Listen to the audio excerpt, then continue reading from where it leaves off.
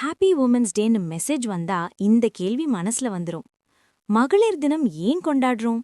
பெண்களை பாராட்டவும் மரியாதை செய்யவும் அவர்களை ஆதரிக்கும் நாளா கொண்டாடுறோம். ஜீத், ஒரு நிமிஷம். அடுத்தவங்க மதிக்கிறதெல்லாம் இருக்கட்டும், நம்மள நாமே மரியாதையா நடத்துறோமா? ஆணாகட்டும் பெண்ணாகட்டும், எப்பவும் வீட்டுக்காக தான் எல்லாமே செய்றோம். அது நல்ல விஷயம்தான். ஆனா ஒரு ஆணின் உழைப்பு பொறுப்பு எல்லாமே அவங்களுக்கு ஒரு அடையாளத்தை கொடுக்குது. ஒரு 60 வயசுக்கு மேல வாழ்க்கையில என்ன பண்ணிருக்கோம்னு அவங்க யோசிக்கும்போது, சொத்து சேர்த்திருக்கோம், வீடு கட்டியிருக்கோம், பிள்ளைகளை படிக்க வச்சிருக்கோம், இப்படி அவங்க கடமைகள் அவங்க அடையாளமா பார்க்கப்படுது. சாதித்த திருப்தியை அவங்களுக்கு தருது.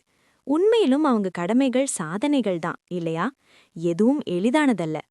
இப்ப அப்படியே நம்ம பக்கம் யோசிப்போம். நம்மளோட 60 வயசுல இத்தனை நாள் நாம என்ன சாதிச்சிருக்கோன்னு ஒரு கேள்வி நான் கேட்டிருக்கேன் நிறைய பேர்கிட்ட. கிட்டத்தட்ட எல்லாரும் ஒரே மாதிரியான பதில்தான். என்னத்த செய்ய, ஆக்கவும் கழுவும் தான் சரியா இருக்கு, எவ்வளவு செஞ்சாலும் பத்த மாட்டேங்குது, நீ என்னத்த செஞ்சன்னு தான் கேக்குறாங்க. இதுல வேற என்னத்த சாதிக்க? இங்க எனக்கு ஒரு கேள்வி வருது. ஏன் நம்மளும் நம்ம கடமையை தானே செய்றோம்? நமக்கு ஏன் அது நிம்மதியோ சந்தோஷத்தையோ அடையாளத்தையோ கொடுக்கல? ஏன் சலிப்பு? சிம்பிள். நம்முடைய கடமை வெறும் கடமைகளாகத்தான் பார்க்கப்படுது. அது அடையாளத்தை தரல.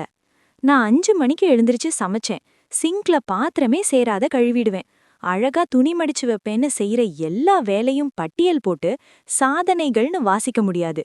இதெல்லாம் கொஞ்சம் காமெடியா தான் இருக்கும். ஆனா உண்மையிலும் நம்ம அருமை நமக்கு தெரியறதில்ல.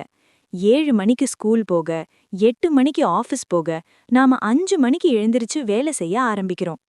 ஒரு ஆண் வெளிய சாதிக்க வீட்டுக்குள்ள அதற்கான சூழலை பெண் உருவாக்கி தராங்க.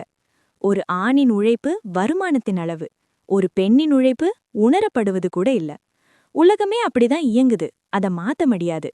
நம்ம என்ன சம்பாதிக்கிறோமா, வீட்ல சும்மாதானே இருக்கோன்னு நாமளே நம்மள மட்டப்படுத்திக்காம இருந்தா போதும்.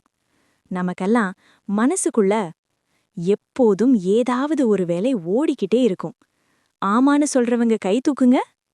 இல்லாட்டி யாரை பற்றியாவது யோசனை இருக்கும். வீட்டு வேலை, சமையல், அடுத்து என்ன வேலைன்னு மனசு எப்போதும் அதிலேயே சிந்திக்கும். அது அப்படிதான். இந்த சிந்தனை தான் நாம் பொறுப்பானவர்கள் என்று சொல்லாமலே சொல்லுது. பொறுப்பாக இருந்ததெல்லாம் போதும், எல்லாத்தையும் கொஞ்சம் பாஸ் பண்ணுவோம். இந்த பெரிய உலகத்துல நமக்காக ஒரு சின்ன உலகம் இருக்கணும்னு நான் நினைப்பேன்.